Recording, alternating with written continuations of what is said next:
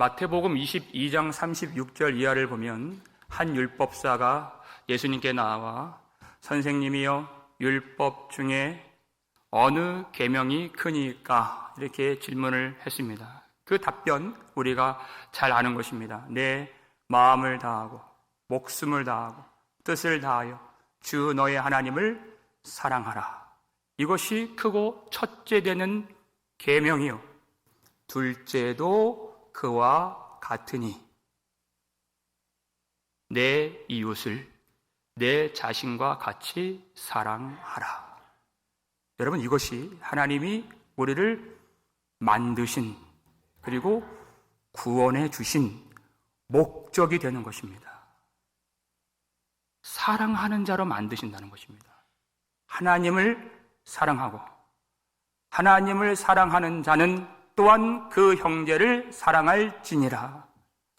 형제를 사랑하고 그 사랑이 온전하여지면 그 속에 하나님이 계신 것이 분명하기 때문에 심판 날에도 담대함을 가질 수 있다고 가르쳐 주는 것입니다. 사랑 안에 두려움이 없고 이렇게 이어지죠. 18절 말씀 함께 읽겠습니다.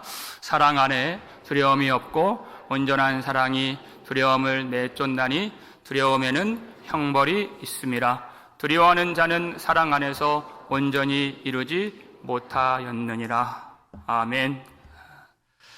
사람들이 가장 싫어하는 말이 있다면 그것은 심판이라는 말일 것입니다. 하나님이 심판하신다. 너무나도 두려운 나머지 급기야는 사람들은 하나님이 없다고까지 말하기 시작했습니다. 근데 그것은 자기 스스로를 속이고 있는 것입니다.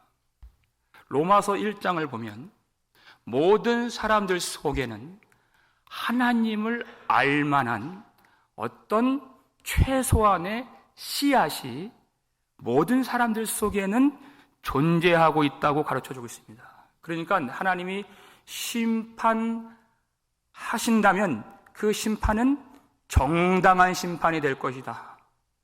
만약 하나님을 알만한 그 씨가 사람들 속에 없는데 심판하신다면 그것은 부당하고 너무나도 억울한 심판이 될 건데, 그렇지가 않고 하나님을 알만한 씨가 있음에도 불구하고 사람들은 애써 그것을 억누르고 하나님을 부정해서 하나님께 나오지 않음으로써 하나님이 심판하실 때 누구도 변명할 것이 없고 핑계치 못할 것이다, 이렇게 말씀하고 있는 것입니다.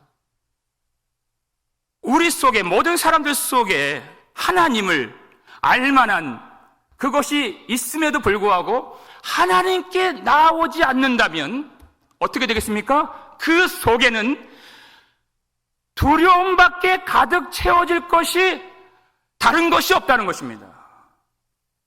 이 두려움은 하나님과 관련한 두려움이기 때문에 이 땅에 있는 어떤 것으로도 그 두려움을 제거할 수가 없는 것입니다. 아무리 돈이 많아도 하나님과 관련된 그 두려움을 없이 할 수가 없고, 이 세상 아무리 높은 지위를 가져도 그 두려움은 떨쳐버릴 수가 없는 것입니다. 벨사살, 바벨론의 왕이죠. 그가 귀족들 1000명을 불러놓고 잔치를 벌이면서 느부갓네살 왕이 예루살렘에서 탈취해온 성전 그릇들에 술을 부어다가 잔치를 벌였습니다. 그때 갑자기 손가락 하나가 나타나서 벽에다가 글씨를 쓰는 것을 보았어요. 다니엘서 5장 6절을 보게 되니까 왕의 얼굴빛이 갑자기 변하여 그의 널쩍다리가 녹는 듯하고 그의 무릎이 서로 부딪힌지라 얼마나 두려운지 정신없이 무릎이 부딪히면서 덜덜덜덜 두렵고 떨리는 경험을 했다는 것입니다. 왜요? 심판하시는 하나님이 그날 밤 임하셨기 때문입니다. 그 두려움을 어떻게 떨쳐버려요? 왕이잖아요. 바벨론의 왕이잖아요. 어떻게 해서도 그 두려움을 버릴 수가 없는 것입니다. 하나님을 사랑하는 수밖에 없는 것입니다. 그런데 문제는 우리가 사랑함은 19절에 나오죠. 그가 먼저 우리를 사랑하셨음이라 하는 것입니다. 하나님을 사랑해야 되는데 이 말씀은 우리는 본래 본성적으로 하나님을 사랑할 수 없는 상태였다, 그 말씀인 것입니다. 로마서 3장 23절 보면 모든 사람이 죄를 범하였음에 하나님의 영광에 이르지 못하더니 이렇게 됐습니다. 죄를 범한다는 것이 무엇입니까? 죄를 범한다는 것은 하나님을 사랑하지 못하는 상태에 있다는 뜻입니다. 죄의 악은 아주 다양합니다. 많은 죄의 악, 그것이 존재합니다. 그러나 죄의 뿌리는 단 한 가지입니다. 하나님을 사랑하지 않는 것. 그러니까 요한복음 14장 15절 보면 예수님께서 너희가 나를 사랑하면 나의 계명을 지키리라 그랬습니다. 다른 조건은 없습니다. 오직 한 가지, 너희가 나를 사랑하면 내 계명을 지키리라. 사랑 안에 거한 자는 죄 안에 거할 수 없다는 것입니다. 그러니까 죄라고 하는 것은 어떤 행위를 하기 이전에 사랑 없는 상태를 말하는 것입니다. 그런데 하나님의 사랑이 우리 속에 들어오면 어떤 결과가 이루어지게 되는가? 악에 대한 미워하는 마음이 생기게 된다는 것입니다. 정말 놀라운 것입니다, 여러분. 죄 악에 대한 그 말할 수 없는 울분과 증오가 생기는 것이에요. 하나님의 사랑이 들어오면 죄에 대한 미움이 생기더라는 것입니다. 그 죄가 우리를 위해서 자기를 버리신 예수 그리스도를 십자가에 못 박히시게 만든 죄이기 때문에 그 죄를 사랑할 수가 없고 그 죄를 아낄 수가 없는 것입니다. 왜 죄를 못 버립니까? 죄를 아끼기 때문입니다. 사랑하기 때문입니다. 하나님의 사랑이 그 속에 들어와야 되는 것입니다. 그런데 하나님의 사랑이 들어오는 것은 우리가 할 수 있는 일이 아닙니다. 하나님이 들어와 주신 것입니다. 어떻게 해요? 십자가에서 보혈을 흘려주신 예수 그리스도께서 희생 제물이 되어 주심으로써 우리를 먼저 사랑하신 하나님의 사랑이 우리 속에 들어오게 된 것입니다. 그 사랑이 들어오면 모든 두려움이 다 밀려 나가게 되어 있습니다. 심판에 대한 두려움까지도 떠나가게 되어 있습니다. 겁없이 주님 보좌 앞에 설 수 있는 자녀가 된 것입니다. 여러분, 심판날에 여러 사람 중에 특히 두려워해야 할 사람이 누구이겠습니까? 로마서 14장 10절 말씀 한번 함께 읽어볼까요? 내가 어찌하여 내 형제를 비판하느냐? 어찌하여 내 형제를 업신 여기느냐? 우리가 다 하나님의 심판대 앞에 서리라. 아멘. 형제를 비판하는 것, 우리는 그렇게 대수롭게 여기지 않습니다. 크게 생각하지 않습니다. 그러나 성경을 보세요. 성경은 이것을 아주 심각한 것으로 여깁니다. 형제를 비판하고 형제를 판단하는 것. 왜 심각한 문제이냐? 그것은 비판하는 그 사람이 재판관의 자리에 앉아 있는 것이기 때문입니다. 우리를 재판하시는 분은 오직 하나님 한 분밖에 없습니다. 근데 자기가 판단자의, 심판자의, 재판관의 자리에 앉아 있으므로 형제를 업신 여길 뿐만 아니라 재판장 되시는 하나님의 권위에 그가 도전하는 것이기 때문에 아주 심각한 문제가 되는 것입니다. 비판은 너무나도 가련한 사람이에요. 그의 눈에는 형제의 잘못밖에 보이지 않기 때문에, 여러분, 우리가 볼 것이 형제의 잘못밖에 없습니까? 하늘을 두루마리 삼고 바다를 먹물 삼아도 한없는 하나님의 사랑 다 기록할 수 없겠네. 하나님의 그 크신 사랑, 그것을 보는 사람이 있는가 하면 그 형제의 잘못밖에 못 보는 사람이 있다는 것입니다. 문제는 그는 자신에 대해서는 항상 의롭다고 여기기 때문에 하나님의 의를 의지하지 않는다는 것입니다. 하나님의 의를 의지하지 않기 때문에 그가 심판을 받을 수밖에 없는 것입니다. 아주 가련한 사람입니다. 하나님의 사랑이 우리 안에 들어와 있다는 아주 분명한 또 하나의 증거가 있습니다. 무엇인가?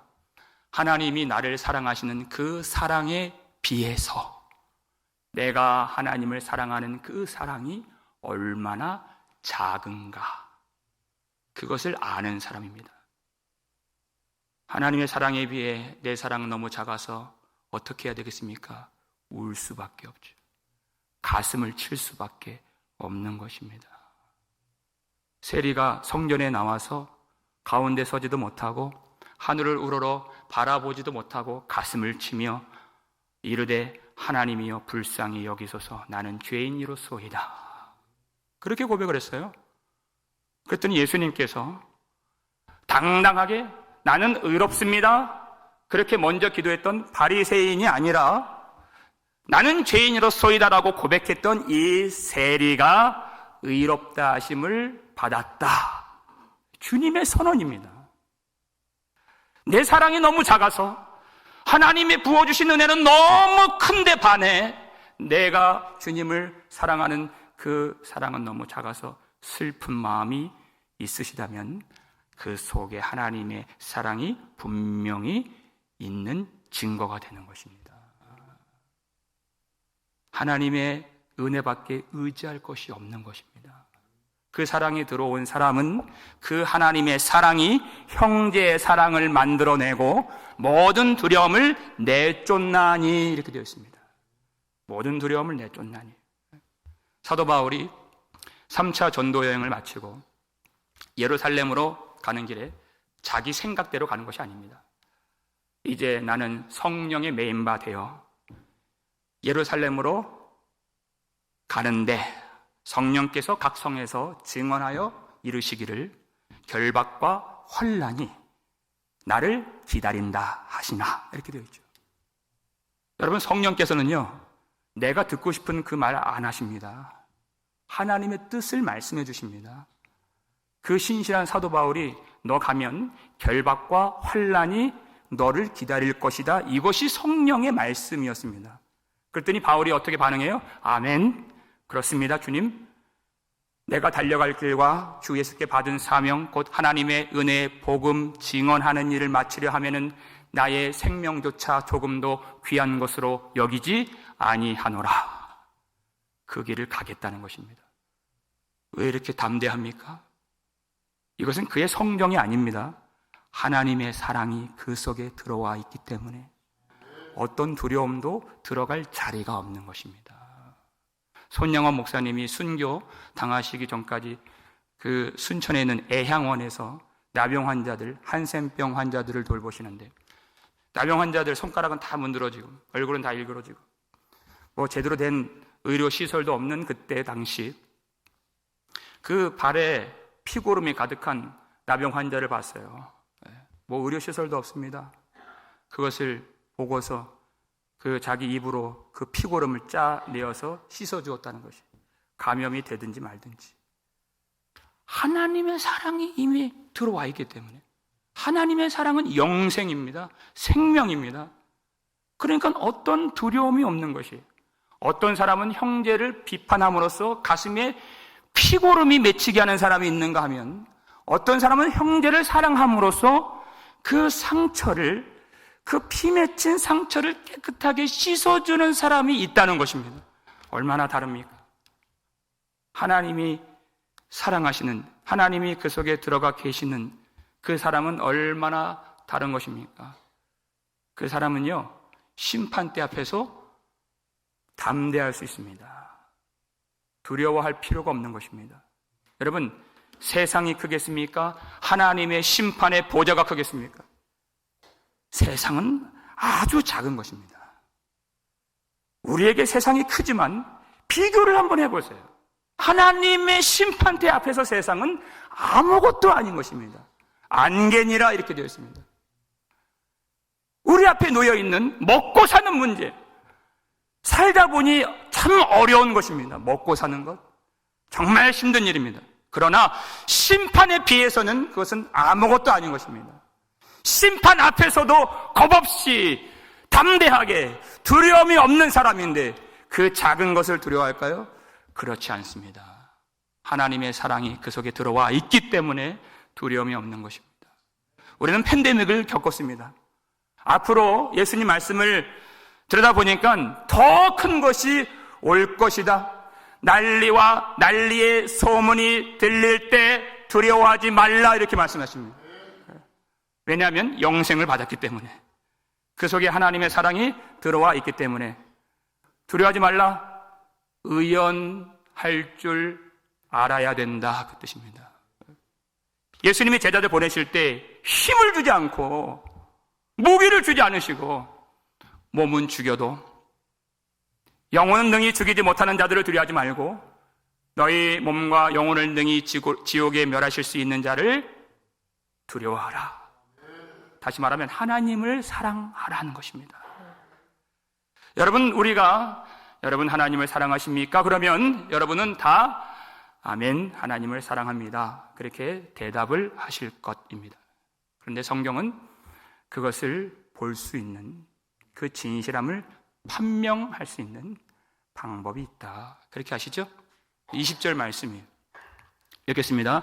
누구든지 하나님을 사랑하노라 하고 그 형제를 미워하면 이는 거짓말하는 자니 보는 바 그 형제를 사랑하지 아니하는 자는 보지 못하는 바 하나님을 사랑할 수 없느니라. 아멘. 여러분, 제가 질문 하나 하겠습니다. 하나님을 사랑하는 것이 쉽나요? 아니면 형제를 사랑하는 것이 더 쉽나요? 대답 한번 해보세요. 형제를, 지사님 일부 예배 들으셨잖아요. 보통은 하나님을 사랑하는 것이 더 쉽다고 많은 사람들이 대답을 합니다. 왜냐하면 하나님은 선하시고, 하나님은 의로우시고, 하나님은 죄가 없으시고, 사랑하지 않을 만한 어떤 조건도 갖지 않으신 완전하신 하나님이시기 때문에 죄 많은 형제를 사랑하는 것이 쉽나요? 죄 없는 하나님 사랑하는 것이 더 쉽지요. 은혜로우신 하나님 아니겠습니까? 그렇게 사람들이 생각한다는 것입니다. 그러나 요한은 그렇지 않고 하나님 사랑하는 것이 훨씬 더 어렵다. 왜? 보이지 않기 때문에. 보는 바 형제를 사랑하지 아니하는 자는 보지 못하는 바 하나님을 사랑할 수 없느니라. 그 더 쉬운 것도 못하는데 그 어려운 단계로 어떻게 가겠느냐 하는 것이죠.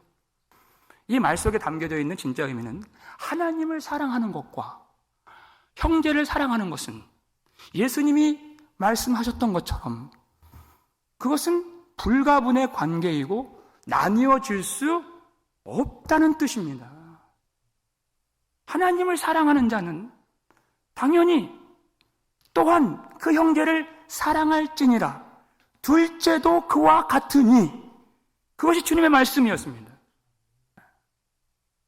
그래서 요한계시록 2장에 보면 소아시아 7교회 중에서 첫 번째 교회, 인내도 있고 환난도 이기고 이단들 쫓아낸, 다 잘했는데 한 가지 치명적인 책망을 받았던 에베소 교회에 주신 책망이 무엇입니까? 너희 처음 사랑을 버렸느니라 그랬습니다. 예전에는 참 이 말씀이 어려웠어요.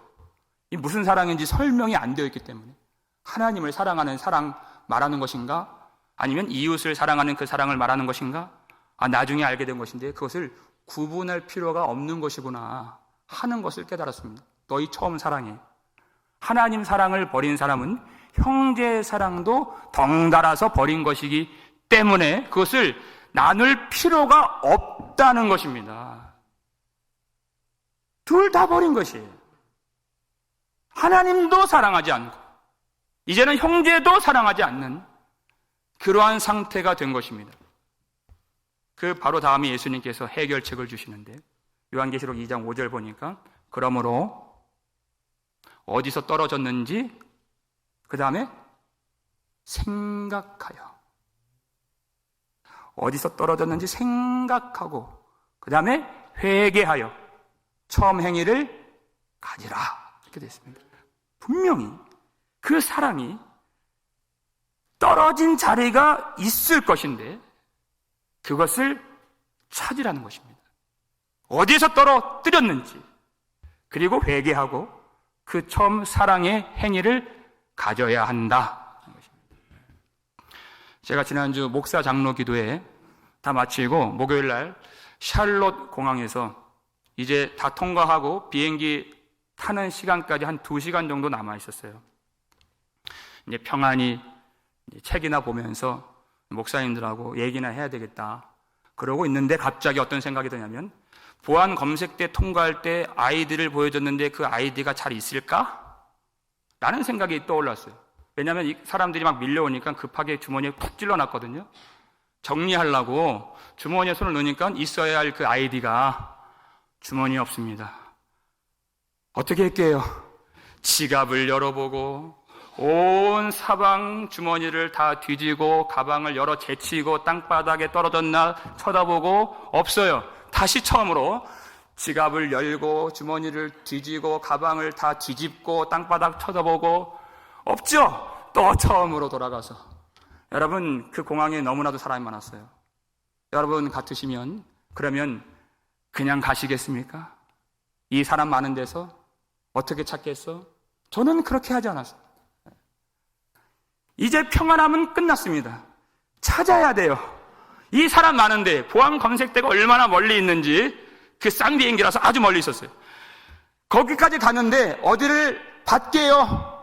땅바닥 쳐다보며 가는 거예요. 어디 떨어졌는가? 없어요. 그리고 이 검색대 가니까 내가 아이디를 잃어버렸습니다. 이름이 뭐냐요? 광영리입니다. 저기 가보래요. 거기 분신물 박스가 있는데 거기 탁 있더라고요. 찾으러 나가니까 찾았습니다. 뭘요? 리얼 아이디. 기가 막히게도 그것도 리얼 아이디. 하나님이 물으시는 거예요. 너희 리얼 아이디 뭐냐? 리얼 아이디 이야기잖아요, 오늘 이 성경이. 사랑 아니냐. 그것이 어디서 떨어졌는지를 생각하고. 여러분, 내가 그거 가졌다가 떨어뜨릴 수 있습니다. 그러면 찾아야죠. 근데 만약에 찾지 않는다면 그건 가짜라는 것입니다. 회개하지 않는다면 처음부터 안 가진 사람일 수 있다, 그 말씀인 것이에요. 있었다가 잃어버린 사람은 가만히 있을 수 없어요. 그걸 찾을 때까지 뭘 하면서 평안함을 누립니까? 평안함은 끝났습니다. 이제는 찾아야 평강이 오는 것입니다. 찾으러 나가야 되는 것입니다. 여러분, 우리가 날마다 예배 감격과 기쁨 가지고 하나님 앞에 나오나요? 그렇지 못할 때도 있습니다. 떨어뜨릴 때도 있습니다. 그러면 어떻게 해요? 찾으러 나와야죠. 그것을. 어디서 떨어졌는지 생각하고, 내가 누구를 미워하는 마음 때문에 은혜를 막진 않았는가? 하나님의 음성 듣는 그 통로를 막진 않았는가? 생각하고 회개하여 처음 행위를 가지라 하는 것입니다. 우리는 하나님이 보이지 않기 때문에 대번 그냥 하나님을 내가 사랑한다고 생각하면서 별 고민 안 하면서 그렇게 살아옵니다. 그런데 가장 어려운 것은 하나님을 사랑하는 것입니다. 보이지 않는 하나님. 그래서 보이는 형제들이 있는 것이 너무 감사해요. 이 형제들이 없었다면 나는 평생 하나님 사랑하는 줄 알고 심판대 앞에 설 뻔했습니다. 근데 이 형제들이 있음으로써 내가 얼마나 사랑이 없는 자인가를 알 때가 있게 하시고, 그 형제의 사랑함이 하나님 사랑함의 정도의 척도가 되어서 하나님 앞에 생각하고 회개하고 돌이킬 수 있는 기회를 우리에게 가져다 주신 것입니다. 얼마나 놀라운 축복입니까? 교회가 있다는 것이에요. 근데 문제는 사랑이라는 것이 우리의 구호로 사랑합시다, 사랑하자, 구호로 되는 것이 아니고 우리의 결단과 우리의 다짐으로 되는 것이 아니라는 사실입니다. 우리가 사랑하면 그가 먼저 우리를 사랑하셨음이라. 그 놀라운 사랑을 바라보기 전까지는 우리는 조금도 사랑할 수가 없는 사람들입니다. 나를 위해서 십자가에서 보혈을 흘려 주심으로써 하나님의 화목 제물이 되어 주시고 우리 죄를 대속해 주시는 희생 제물이 되어 주신 예수 그리스도, 그 보혈을 의지하기 전까지는 우리는 조금도 사랑할 수가 없는 사람들인 것입니다. 그 보혈을 의지하고 십자가를 바라보며 예수님을 우리가 간절하게 의지한다면 하나님의 사랑이 우리 가운데 오늘도 충만하게 부어질 줄 믿으시길 바랍니다. 비로소 우리가 하나님의 그 영광과 그 기쁨의 교제 속에 들어갈 수가 있게 된 것입니다. 그런데 그 하나님과의 교제는 형제들과의 사랑이 아니면 온전하게 누릴 수가 없는 하나님과의 교제라는 것입니다. 여러분, 그래서 먼저 보이는 형제부터 사랑하라는 것입니다. 왜 내 옆자리에 있는지, 왜 우리 교회에 왔는지, 여러분, 그것은 우리의 사랑을 도와주시기 위해서 하나님이 특별히 보내주신 영혼인 것입니다. 그 영혼을 진정 사랑함으로써 오늘 지금 이 시간 우리 가운데 거하시는, 함께 하시는 하나님을 경험하실 수 있기를 주의 이름으로 축원합니다. 예수 십자가에서 부어주신 하나님의 사랑이 충만하여서 우리의 가족과 우리의 교우들과 이웃들과 더 나아가서 내가 사랑할 수 없는 나를 핍박하는 자들과 원수들까지 주님의 말씀대로 사랑하여 예수님이 우리에게 베푸신 그 은혜와 기쁨이 얼마나 큰 것인가 날마다 경험하며 누리며 사시기를 주의 이름으로 축원합니다.